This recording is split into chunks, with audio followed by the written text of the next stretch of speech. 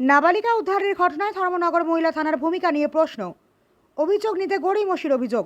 ধর্মনগর মহকুমার বাগবাসা এলাকা থেকে 3 নাবালিকা উপজাতি সম্প্রদায়ের মেয়েকে কথিতভাবে পাচারের উদ্দেশ্যে নিয়ে যাওয়ার অভিযোগকে কেন্দ্র করে চাঞ্চল্য ছড়িয়েছে আনন্দবাজারের রাজনগর এলাকায়। মঙ্গলবার রাত আনুমানিক 11টা নাগাদ 3 নাবালিকাকে নিয়ে যাওয়ার সময় এক যুবককে স্থানীয় বাসিন্দারা আটক করে পুলিশের হাতে তুলে দেন বলে অভিযোগ। স্থানীয় সূত্রে জানা যায়, বাগবাসা এলাকা থেকে 3 নাবালিকাকে নিয়ে যাওয়ার সময় আনন্দবাজারের রাজনগর এলাকায় স্থানীয় বাসিন্দাদের সন্দেহ হয়। এরপর তারা সোহেল উদ্দিন বাড়ি তিলতই বৈতাঙ্গী ওই যুবককে আটক করে আনন্দবাজার নাকা পয়েন্ট কর্তব্যরত পুলিশ কর্মীদের হাতে তুলে দেন। পরবর্তীতে নাকা পয়েন্টের ইনচার্জ নাবালিকাদের ও আটক যুবককে ধর্মনগর মহিলা থানায় পাঠান বলে জানা গিয়েছে। ঘটনাকে কেন্দ্র করে স্থানীয় বাসিন্দাদের পক্ষ থেকে নাবালিকা পাচারের অভিযোগে লিখিত মামলা দায়েরের উদ্যোগ নেওয়া হয়। পাশাপাশি স্থানীয়দের পক্ষ থেকে কথিত লাভ জিহাদের অভিযোগ উত্থাপন করা হয়। তবে ধর্মনগর মহিলা থানা অভিযোগে গ্রহণে গড়িমসি করেছে বলে অভিযোগ করেছে। স্থানীয়দের দাবি, নাবালিকাদের বাড়ি বাগবাসা এলাকায় হওয়ার কারণ দেখিয়ে ধর্মনগর মহিলা থানা অভিযোগ গ্রহণে অনীহা প্রকাশ করে এবং পরবর্তীতে নাবালিকাদের বাগবাসা থানায় পাঠিয়ে দেওয়া হয়। এই ঘটনাকে কেন্দ্র করেই পুলিশের ভূমিকা নিয়ে প্রশ্ন তুলেছেন আনন্দবাজার এলাকার বাসিন্দাদের একাংশ। স্থানীয়দের বক্তব্য, যদি আনন্দবাজারের রাজনগর এলাকায় নাবালিকাদের আটক করা হয়ে থাকে, তাহলে কথিত ঘটনার পুলিশি ঘটনাস্থল বা প্লেস অফ অকারেন্স কোনো এলাকাকে ধরা হবে তা নিয়ে উঠছে প্রশ্ন।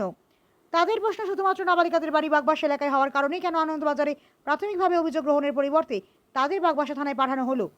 তবে পুরো ঘটনায় প্রকৃতপক্ষে কি ঘটেছিল, নাবালিকাদের কোথা থেকে কোথায় নিয়ে যাওয়া হচ্ছিল, তাদের সঙ্গে থাকা যুবকদের উদ্দেশ্য কি ছিল এবং আদৌ পাচারের কোনো ঘটনা ঘটেছে কিনা তা তদন্তের পর স্পষ্ট হবে। আটক যুবকের বিরুদ্ধে অভিযোগ প্রমাণিত হওয়ার আগে তাকে দোষী হিসেবে দেখার সুযোগ নেই। ঘটনা নিয়ে এলাকায় ব্যাপক চাঞ্চল্যের সৃষ্টি হয়েছে। নাবালিকাদের নিরাপত্তা, কথিত পাচারের অভিযোগ এবং অভিযোগ গ্রহণের ক্ষেত্রে পুলিশের ভূমিকা, এই 3টি বিষয় নিরপেক্ষ তদন্তের দাবি উঠছে স্থানীয় মহলে।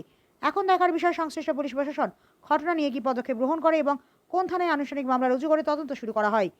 এটা আমি কমিট করতাম পারি যে আমার গ্রামের দুইটা ছেলের নাম কইলো, এটা আগে আমি জানতাম না নি। তাহলে তো এটা তো আমি তো এফআইআর না দিলে আমি কেমনে জানবো? যখন আমি এফআইআর করব তখন আমি জানার অধিকার দিলাম। কিটা বলেন মেয়েগুলা গার্ডিয়ানগুলা আইতে লাগো।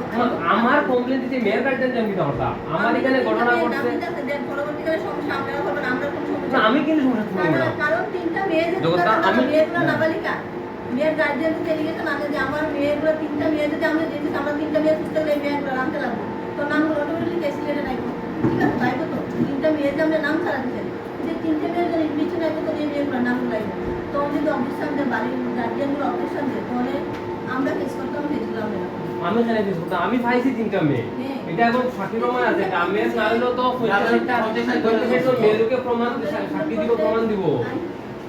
যদি লাগে এটা তাই কই বলতে আমরা পাইছি। আমি আপনাদের একটা কথা দিলাই, আমার দেখেন আপনারা আমরা থেকে আইন জানেন বেশি। এখন ঘটনা হইছে কি তাহলে কি আজকে থাকবেন না কালকে থাকবেন? ব্যুরো রিপোর্ট, হাল্লা বল।